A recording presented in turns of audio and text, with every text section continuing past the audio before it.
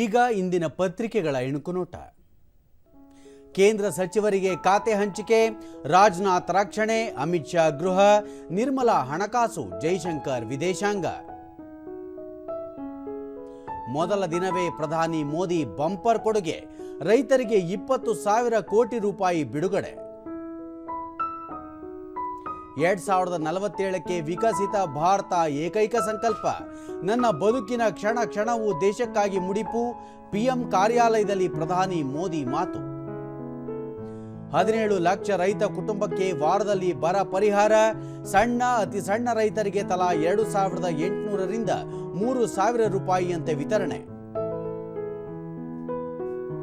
T20 ವಿಶ್ವಕಪ್ cricket, ಹರಿಣಗಳಿಗೆ ರೋಚಕ ಜಯ, ಬಾಂಗ್ಲಾ ವಿರುದ್ಧ ಕೇಶವ್ ಮಹಾರಾಜ್, ಕ್ಲಾಸನ್ ಉತ್ತಮ ಪ್ರದರ್ಶನ. ಇವು ಇಂದಿನ ಪತ್ರಿಕೆಗಳ ಪ್ರಮುಖ ಸುದ್ದಿ. ಉಳಿದಂತೆ 13 ವಿಧಾನಸಭಾ ಕ್ಷೇತ್ರಗಳಿಗೆ ಜುಲೈ 10ರಂದು ಉಪಚುನಾವಣೆ. ರಶ್ ತಪ್ಪಿಸಲು ಮತ್ತಷ್ಟು ಕೆಎಸ್ಆರ್ಟಿಸಿ ಬಸ್, 3 ತಿಂಗಳಲ್ಲಿ ಆರಂಭಕ್ಕೆ ಚಿಂತನೆ. ಸಿಗರೇಟ್ ತುಂಡುಗಳು ಪರಿಸರಕ್ಕೆ ಮಾರಕ, ವಿಲೇವಾರಿಗೆ ಮಾರ್ಗಸೂಚಿ, ತಯಾರಿಕಾ ಕಂಪನಿಗಳಿಂದಲೇ ಮಾಡಿಸಲು ಕ್ರಮ.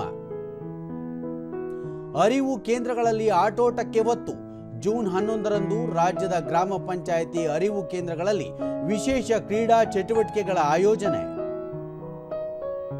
ಇಂದಿನಿಂದ ಆಸ್ಟ್ರೇಲಿಯಾ ಓಪನ್ ಬ್ಯಾಡ್ಮಿಂಟನ್ ಟೂರ್ನಿ.